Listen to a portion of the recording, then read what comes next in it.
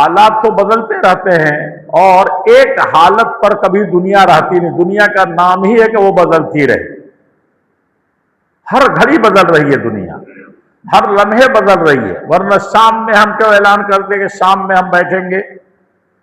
گویا کہ صبح نہیں رہ گئی، دوپہر نہیں رہ گیا، حالات تو ہر وقت بدل رہے ہیں، اور اس میں کیفیات بھی بدلتے ہیں، حالات بدلتے ہیں۔ آپ بچپنے کی زندگی کچھ اور ہے، اب حالات بدل گئے، آپ لڑکپن سے کی زندگی تھی اور جوانی کا عہد آیا، اور پھر اس کے بعد آپ بڑھاپے کی طرف رواں دواں ہیں۔ تو یہ ذمہ داریاں حقیقت میں حالات ایسے ہیں۔ میرے خیال سے حالات سے مراد یہاں یہ ہے کہ اپنے ملک کے حالات بہت زیادہ بدلے تو نہیں ہیں، ایک ہی طرح کے حالات ہیں، جو 2 سال پہلے تھا وہی حالات اب بھی ہیں، اور جو تغیرات ہوتے ہیں ہر انسان کی اپنی ایک الگ حالت ہوتی ہے، ہر محلے کا ایک ماحول ہوتا ہے، اور یہ پتہ ہے کہ ہر انسان کے اندر بھی کچھ نہ کچھ تبدیلی آتی ہے، ہر محلے کے کچھ حالات ہوتے ہیں، کچھ تبدیلیاں ہوتی ہیں۔ البتہ اس میں کبھی کچھ سخت حالات آ جاتے ہیں، کبھی کچھ نرم حالات آ جاتے ہیں، کبھی ایسے حالات پیدا ہوتے ہیں کہ بہت زیادہ ذمہ داری بڑھ جاتی ہے، اور کچھ میں ایسے ہیں کہ نارمل ہوتے ہیں۔ یہ سب اللہ جل شانہ نے مختلف جگہوں پر بیان کیا، مختلف قوموں کے۔ قرآن کریم اسی لیے پڑھنے کا حکم ہے، ایک ذمہ دار شہری، ایک ذمہ دار مسلمان کے لیے ضروری ہے کہ وہ جانے کہ وہ اس کو کس طریقے سے رہنا ہے، اور وہ سب حالات بیان کر دیے۔ والعصر ان الانسان لفی خسر، اللہ تعالیٰ نے قسم کھائی ہے، زمانے کی قسم کھائی ہے، گواہ بنایا ہے زمانے کو کہ ان الانسان لفی خسر۔ اب دیکھیں گے فرعون کا زمانہ تو آپ کو سمجھ میں آئے گا کس طرح کے حالات تھے۔ موسیٰ علیہ السلام کو بنی اسرائیل، جن کو آج یہودی کہتے ہیں، یہ یہودی لوگوں کی کیا ذمہ داری تھی؟ نبی آئے تب کیا ذمہ داری تھی؟ فرعون کے مقابلے میں کون سی ان کی ذمہ داری تھی؟ عام حالات میں کیا ذمہ داری تھی؟ اسی طریقے سے دیگر اقوام، حضرت نوح علیہ السلام کی قوم تھی، وہاں بیان ہوا ہے والعصر ان الانسان لفی خسر۔ اللہ تعالیٰ نے زمانے کی قسم کھائی ہے، اس کو گواہ بنایا ہے کہ آپ غور سے کام لیں گے تو سمجھ میں آ جائے گا کہ نوح علیہ السلام کی قوم کیسے برباد ہو گئی، ذمہ داری نہیں نبھائی، اس نے سمجھا نہیں حالات کو۔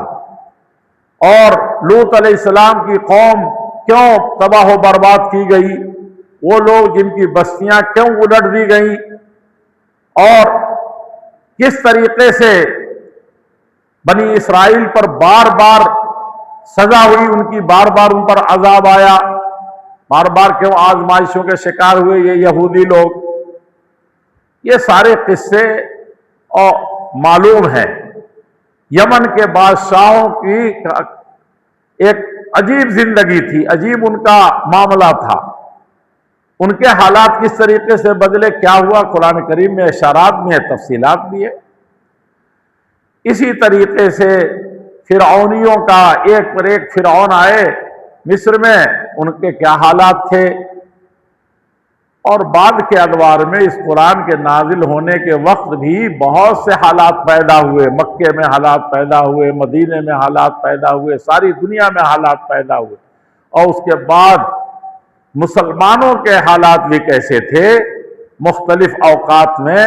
اب لوگوں نے تقسیم کیا ہے اس کو کہ اللہ کے پیارے رسول صلی اللہ علیہ وسلم کے زمانے میں کیا حالات تھے، اور مسلمانوں نے کون سی ذمہ داریاں نبھائیں، اور لوگوں کی کون سی ذمہ داریاں تھیں۔ حضرت ابوبکر صدیق رضی اللہ تعالیٰ عنہ کے زمانے میں حالات کیسے بدلے، اور کس طرح سے پلٹا کھائے، کس طرح سے منکرین زکوٰۃ پیدا ہوئے، اور کس طریقے سے لوگ اسلام سے مرتد ہونے لگے، پلٹنے لگے، اور کس طریقے سے بہت سے لوگ اپنے گھروں میں بیٹھ گئے، اور کس طریقے سے بہت سے لوگ فتنوں میں نکل گئے۔ یہ سب قصے معلوم ہے. اور کچھ جھوٹے نبی کھڑے ہو گئے، اس سے کیسے ان حالات میں کیسے جینا تھا، کس طریقے سے رہنا تھا. مسیلمہ کذاب پیدا ہو گیا، حتیٰ کہ بعض عورتیں بھی نکل پڑی کہ میں بھی نبی ہوں، اور عجیب عجیب دعوے کیے. تو یہ سب چیزیں ایک مسلمان کو پڑھنے کی ضرورت ہے، جاننے کی ضرورت ہے. اس وقت بھی عورتیں سڑکوں پر نکل جا رہی ہیں، ان کے مطالبات ہیں. ابھی خواتین کے حقوق کی لڑائی ہو رہی ہے، آزادی نسواں کی لڑائی. یہ کوئی نئی چیز نہیں ہے.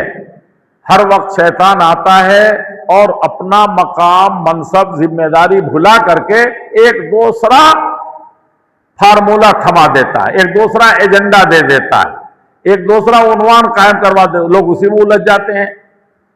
اور اس وقت کے جو حالات ہیں وہ آپ ایک لفظ میں سننا چاہیں کہیں کے بھی ہو تو الجھانے والے ہیں، الجھانے والے ہیں، لڑانے والے ہیں، اور قوموں کو آپس میں بھڑا کر کے الو سیدھا کرنے والے بس.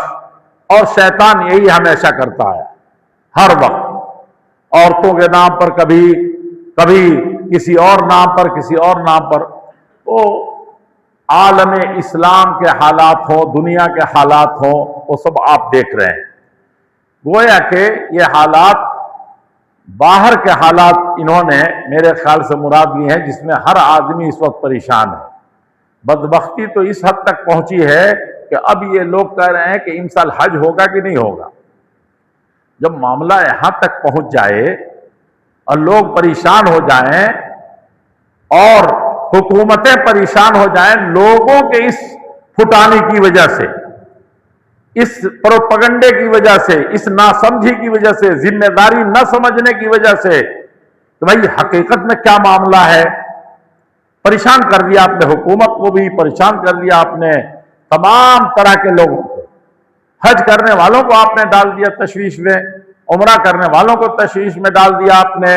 جن کے بچے کمانے جا رہے تھے اور وہ بڑی مشکلوں سے کئی سال سے کوشش میں تھے کہ وہ کسی ملک میں کمانے چلے جائیں، انہوں نے فلائٹ روک دی. کتنے کے بچے یہاں بلک رہے ہیں اور وہ نہیں آ پا رہے. یہ بہت سے سب الجھانے والے مسائل ہیں اور بہت مشکلات ہیں. اگر ہم اس کو تھوڑی سی ذمہ داری سے لیں تو بہت سے مسئلے ایسے ہی اللہ کے فضل سے حل ہو جائیں.